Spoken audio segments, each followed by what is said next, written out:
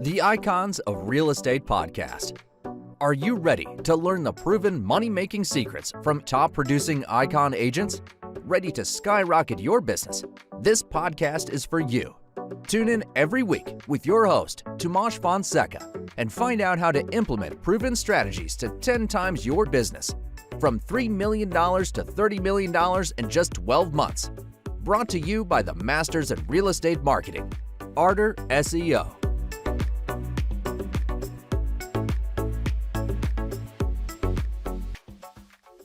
Welcome to the Icons of Real Estate podcast. I'm your host, Patty Teal. Today's guest is Michael Montgomery, and let me tell you a little bit about Michael.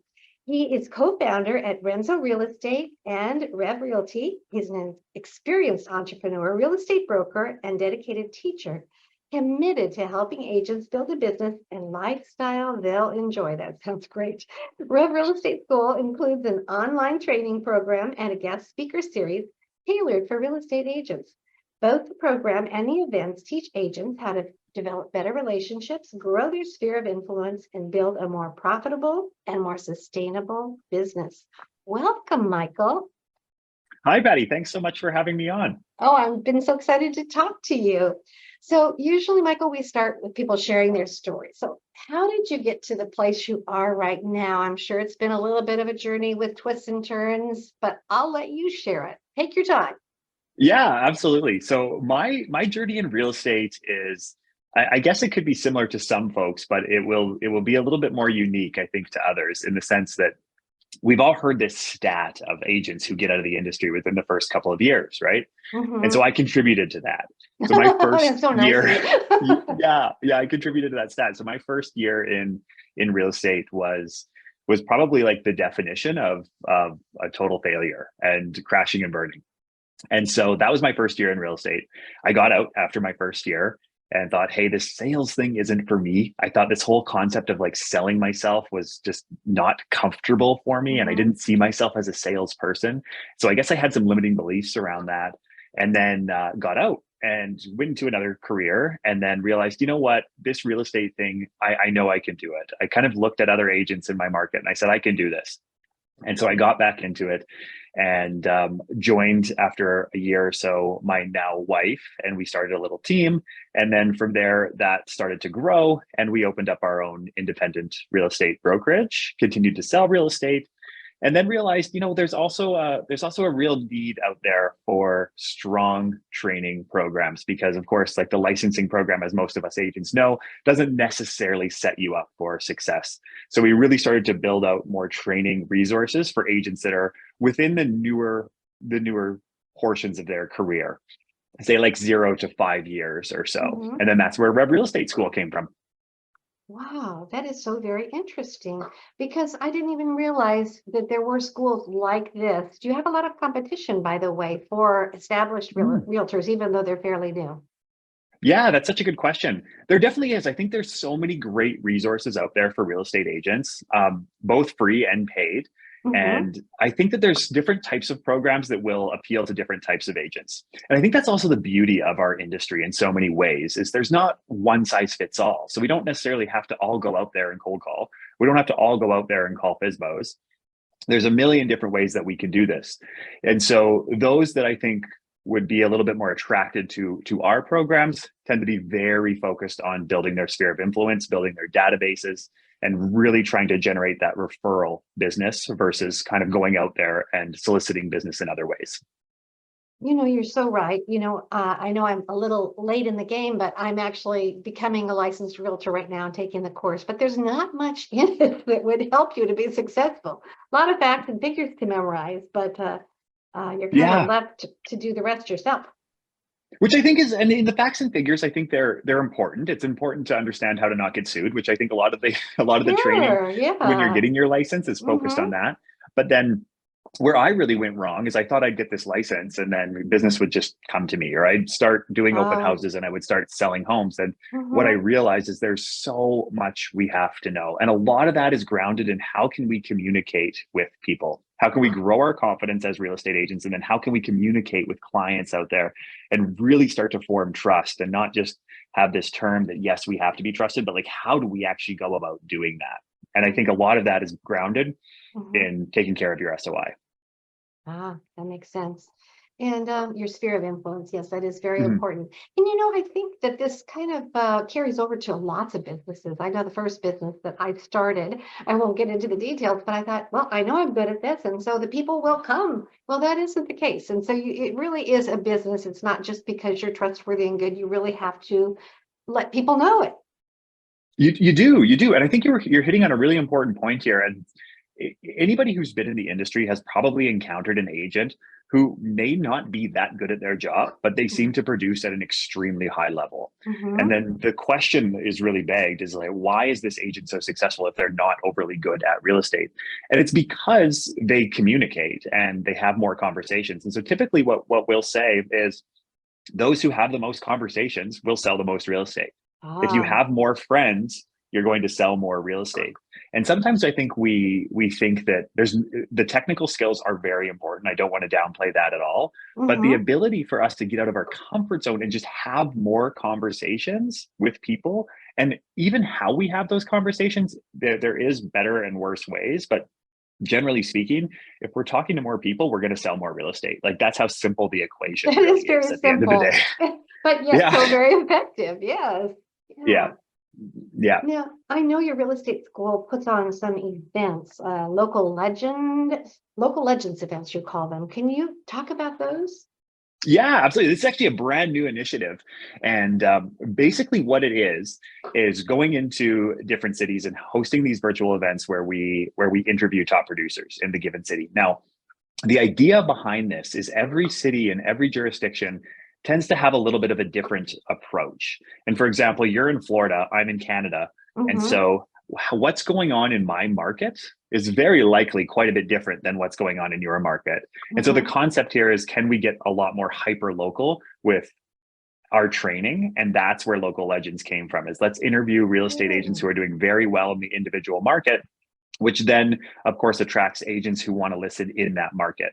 That's not to say me in Canada, I don't want to listen to somebody in Florida. I definitely do. But you can see like the agents in your area would be very, very interested in what's going on, because you'll have your finger on the pulse for the market dynamics. Oh, that makes total sense. Yeah. Yeah. So it's new. You said, have you started doing them yet? Is there a schedule set up, or is that all to come? We've started it. So we've started. We haven't actually had our first one yet, but we've started to organize a few of our first ones. And so yeah, this is a brand new and really exciting initiative for us. And so a lot of what we're doing, reaching out to brokers, reaching out to organizations, and then trying to touch base with agents in those given communities where we're going to be hosting them. And if somebody would like their community to be featured, and they think that they would like to either be the speaker or be featured or have their community featured, they can always submit that, and then we'll basically bring that event to their community. Now, how would they contact you if they think that they're the perfect person, or they know someone who would be Yeah, great? absolutely. Yeah. But honestly, if you go to revrealestateschool.com and put in your information, or just put in the contact us form, that they're interested in either being a speaker or they'd like the event series to be in their city, Mm-hmm. they can put that in there, and we'll definitely be open to examining it. And really, the way that we select it is, do we have a few speakers, and is there a few agents that we think would benefit from this? And if the answer is yes and yes to that, then we'll do it for sure. Oh, that's so interesting. So, what can people expect to learn, and what courses would they take? How does it work? Hmm. Yeah, so a lot of our, I guess a lot of our training is very focused on this whole concept of building your database and basically getting to know more people. Oh, And a lot of where we come from is really, how do you want to go out there and socialize with people? And I think so many times we're so focused on trying to get leads, and oftentimes, by the time somebody's like raised their hand and ready to buy a house, they mm-hmm. probably already know an agent. So we just want to, and oftentimes we think that Mm-hmm. that's a little bit, yeah, we're a little bit too late to Mm-hmm. the game when Mm-hmm. we're trying to solicit leads who are looking for homes. Instead, we want to try to solicit those leads before they're looking for homes.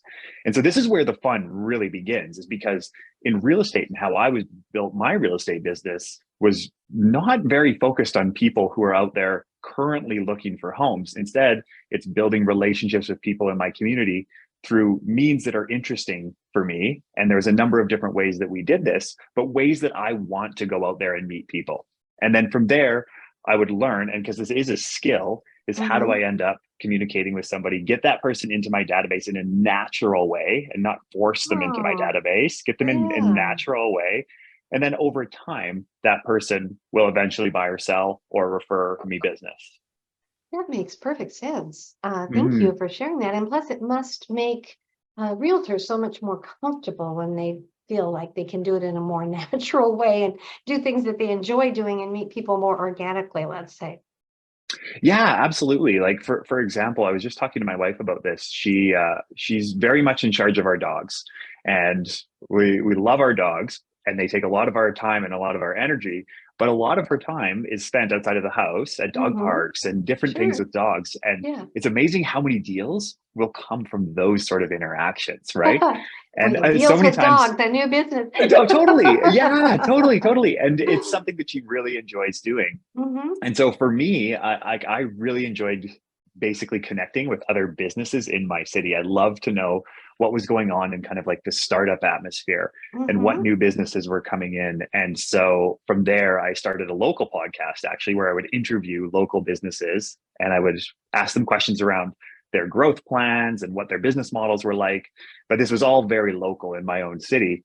And then Mm-hmm. that led to so many transactions because not only was I meeting somebody who, of course, has a huge network, but then we're also putting out this content focused on highlighting businesses in our city.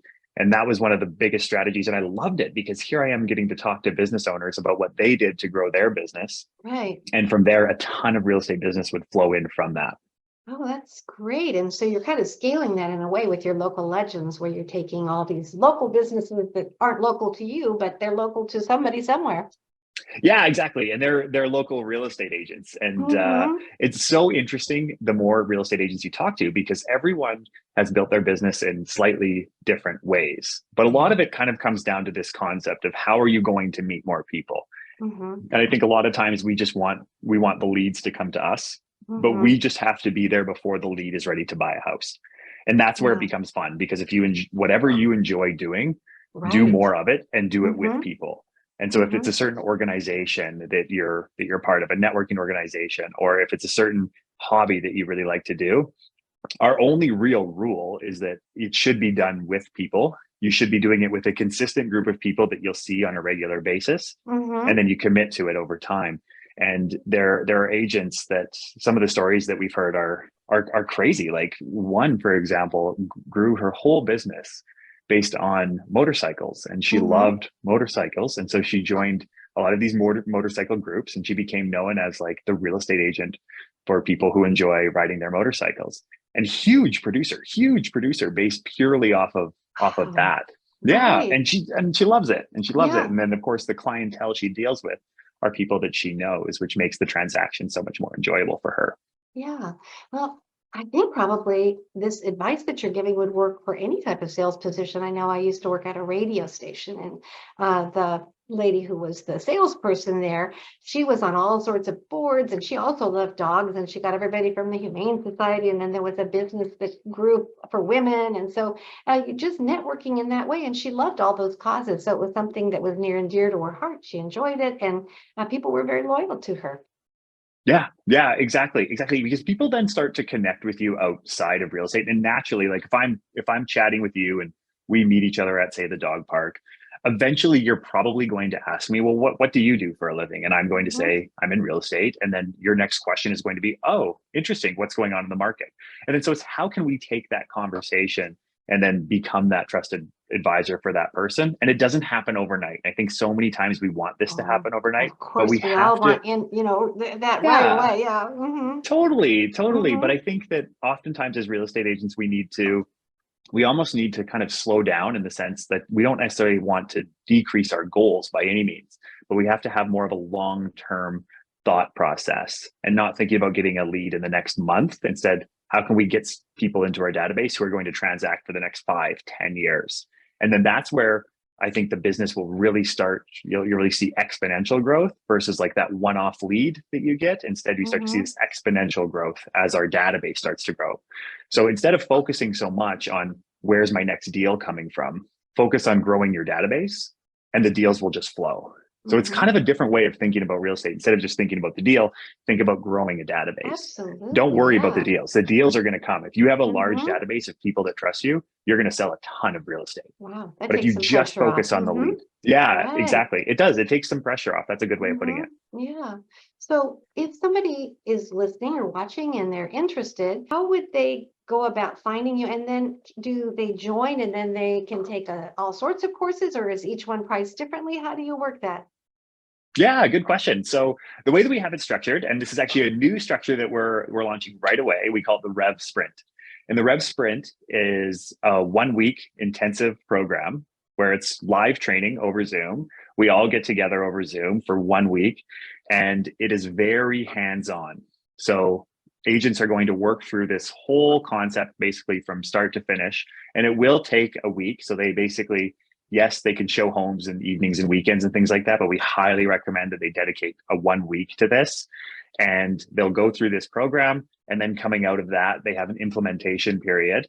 And then after that, they're off to the races. So previously we were doing some one-on-one coaching, and we still do some of that, but I also think there's so many great one-on-one coaches out there. What I think a lot of agents do really need is a plan. They need a structure. And then they just need to carry that structure out with a level of accountability. And the one-on-one coaching can be great for that accountability. Right. But where do we start? Like, what should I do? How do I actually, what has the most impact? And that's really what the Rev Sprint is dedicated to. And do people become connected with their classmates since they've spent a week with them on Zoom, and can they stay connected? Totally. Yeah. So this is the concept behind it. It's so there's different types of ways that people can learn. And one of the more common ways that people are more attuned with right now are online courses, where you kind of work through your videos and work through your modules. Where this is a little bit different, and this is called cohort style learning. So you get a group of agents that come together, and from there's bonds formed, there's referrals that are sent, and you also get to hear what's going on with other agents. What are they struggling with? And there's a lot of power to these live online courses because there's built-in accountability, and there's built-in networking, and basically just connections that you're going to make with your peers. Oh, I love it. And people don't feel so all alone. They probably have similar struggles, and some may have overcome them. Isn't it lucky that you had struggles the first year and how it's led to all this wonderful training? Yeah, but it's so funny because at the time I was like, Of course. this career is Yeah. so hard. Like, what am I doing in this career? But I'm so glad. And any new agent that's getting into this career, you'll go through this concept of the valley of despair. Like most agents, if everybody in business goes through this like wild excitement when they launch. And then they go through this valley where they're like, oh gosh, what did I get myself into? And so I unfortunately took the back road out. So at the valley of despair, I got out.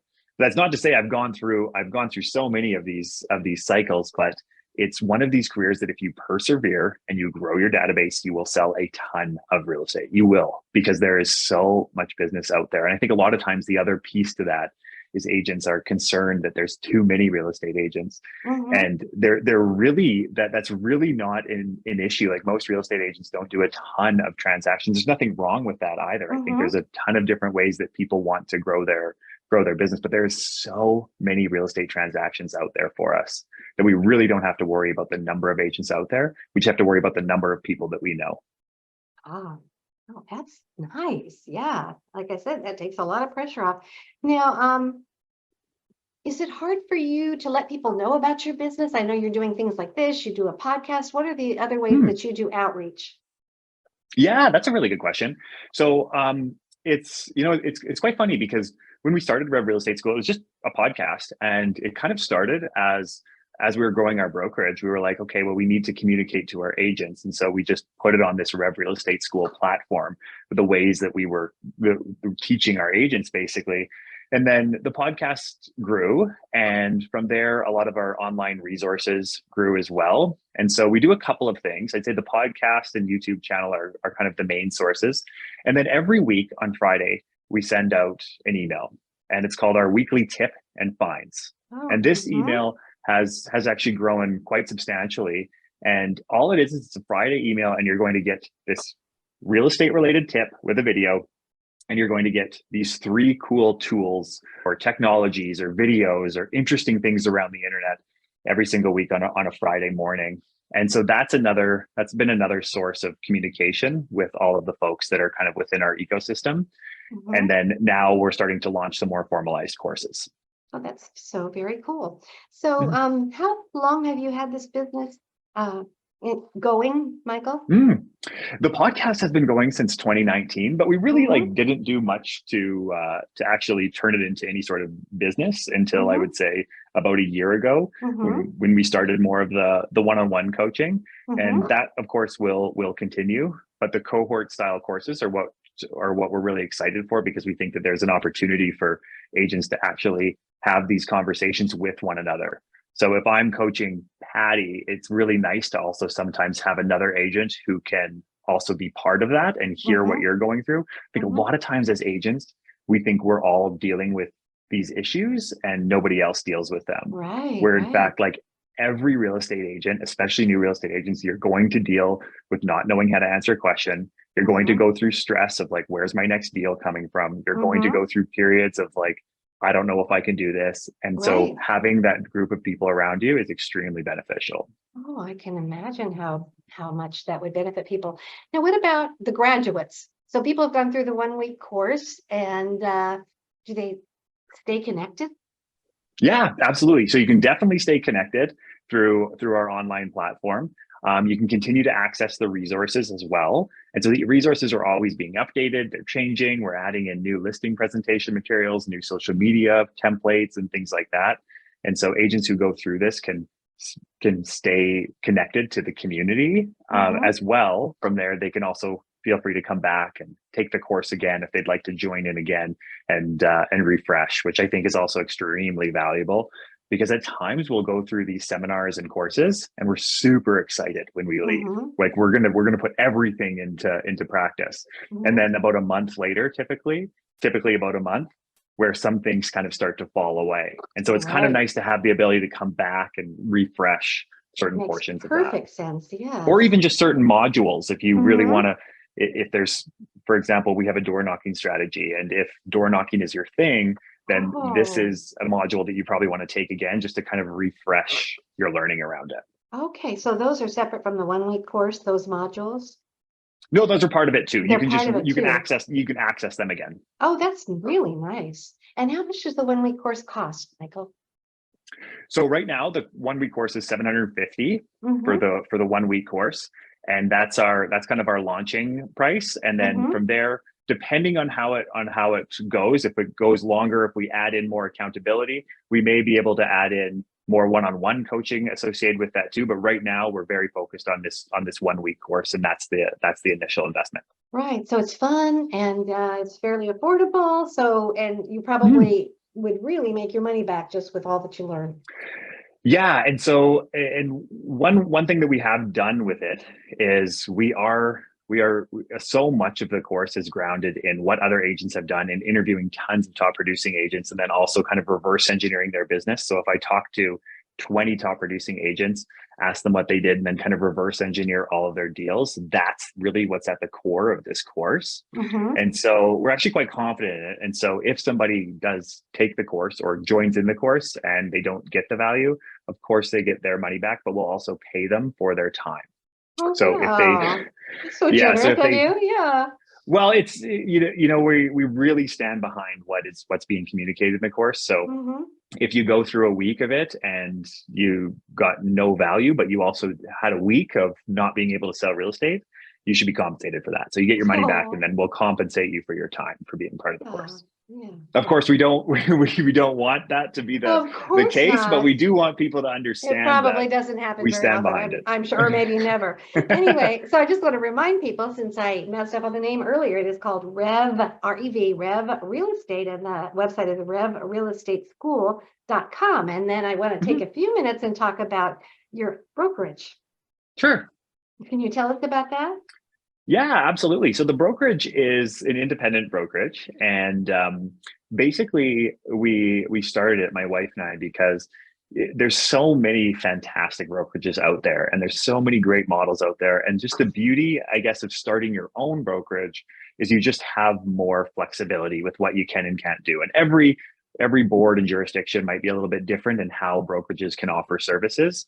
But generally speaking, it's the brokerage that has to offer a service. So if I want to do, say, like a classic, like guaranteed sale program, I can't do that. The brokerage has to do that.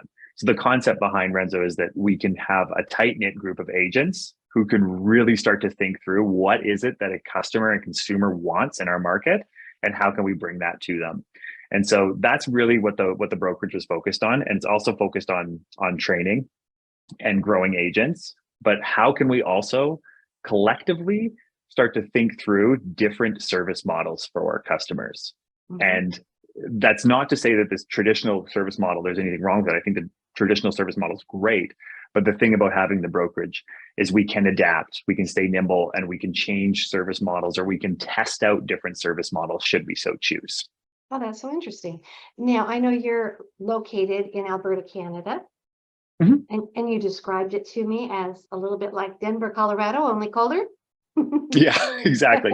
Yeah, if you draw a line up so we're in a city called Calgary, which is along the Rocky Mountains. So it has a lot of similarities, I would say, to Denver, just a few degrees chillier, I would say, in the winter. It sounds beautiful. So what's the average home sell for in the area there in Calgary? Yeah, so like a lot of other areas, we have been increasing, and so now we're hovering around about 600,000 for a single family detached home in our area. Mm-hmm. And the luxury market kind of starts to push above 1 to 1.5, and then you can get in, if you're looking at like starter homes, you're getting in around like 4 to 450. Okay, and is it the same as the States where things have slowed down a little bit on the market? Yeah. So honestly, like Canadian real estate and US real estate are so similar, not only in how the transactions occur, but like how the whole model works, and then also how the markets behave.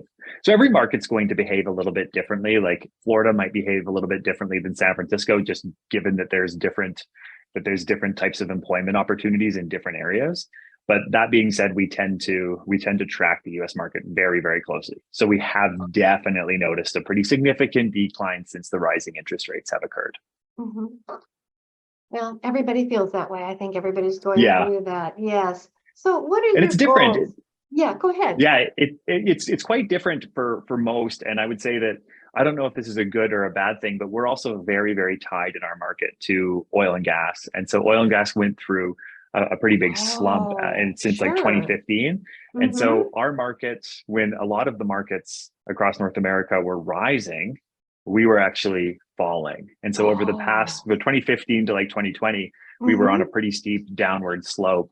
And then we kind of caught the kind of post-COVID bump that everyone did. And now we're back, we're on the way down. So a lot of the agents here are actually quite good at handling markets that are slower and handling price reductions and difficult conversations with sellers and buyers. And so we're in a pretty good position because we've already experienced it. I don't know if that's a pro or a con for us, but we'll call it a pro. Well, we're going to call it a pro. Yeah, exactly. Yeah. Oh, that's really interesting. How long are things sitting on the market these days? So it depends on the property type, but for the most part, like they'll still, if a property is priced appropriately, like you'll still see that sell in a couple of weeks for a detached property, but that's up from like a week. So one thing that we always tend to focus on is it's not as much about like exactly what's going on at this moment. It's kind of the trend. So although 2 weeks doesn't seem long, when we were on the market previously for 2 to 3 days, and now we're up to 2 weeks, we're still kind of in a very, from a numbers standpoint, we're still in a seller's market in certain territories, and if not balanced, but we're definitely trending longer. So we're not, the bottom hasn't fallen out, and I don't really foresee that necessarily happening per se, but we are going to all have to be prepared for more challenging conversations, specifically with sellers, and how that we can help frame a price reduction or help them see the value of their home in a declining market. Well, in some ways, do you see this as a good thing because it's more balanced for buyers and sellers? Yeah, I honestly do. And I think there's a lot of agents who feel this too. You know, when there's extreme seller's market, that also makes it very, very challenging to be a buyer. And so extreme seller's markets, you'll have these listings that will go on the market and they'll sell and sellers happy, but you'll also have buyers that will write 8, 10, 12 offers and they won't get accepted. And so a balanced market in a lot of ways can be also quite nice, because if you price a home appropriately, and you're working with a seller and you have a buyer who's savvy and knows what they're doing, you can end up having very, very successful transactions. Sometimes it might take a little bit longer, but you'll have very successful transactions. But when you're on either end of that spectrum, strong buyer's market or strong seller's market, one of your clients will feel like they're losing. Sure. And so that is a challenge regardless of the market conditions. So I really enjoyed this interview. I'd like to ask you what your goal is for both Rev Real Estate and Renzo brokerage moving forward. Yeah, absolutely. I would say the goal for Rev Real Estate School is we really want to get to know as many agents as possible. Whether they join the course or not, that's less important for me. I'd love them to just be part of the whole Rev Real Estate School ecosystem and being listeners to podcasts and being part of our email list and things like that, just being part of this, because I think that so many times in real estate, we feel like we're just these isolated islands, and we're not. So I just want agents to know that they are supported in whatever capacity makes sense for them. And so from a Rev Real Estate School standpoint, we want to be impactful for agents who want to build database-driven systems and database-driven businesses. And then on the Renzo side, this would be more my wife, because she tends to run the brokerage side of things. But as far as the way that we see the brokerage, it's bringing on wonderful agents, like-minded, great agents, and then agents that are also interested in being a little innovative. And so what is the future of this industry? Where is this industry going? And how can we kind of shape service offerings for our clientele? That's great. Well, I may have given your website once or twice, but I want you to give your contact information. So if anybody wants to go to Rev Real Estate School and read more about it, or they are interested in your Renzo real estate brokerage, they can find it. Would you give the information of how they would do that? Yeah, absolutely. So Rev Real Estate School is just revrealestateschool.com. And Renzo Real Estate is renzorealestate.com. And then you can find me. I'm pretty easy to find. I share a name with a country singer though. So if you Google Michael Montgomery, you'll might get the yeah, exactly. I don't have the voice for that. But you can also find me on Instagram at the.michael.montgomery. Oh, well, a good name to remember. It's nice that you have there you go. I like that. All right. Thank you so much for being on Icons of Real Estate. I so enjoyed talking to you today, and I know our listeners and viewers will love it. Amazing. Thanks so much, Patty. Appreciate it. Thank you. Bye-bye. See ya.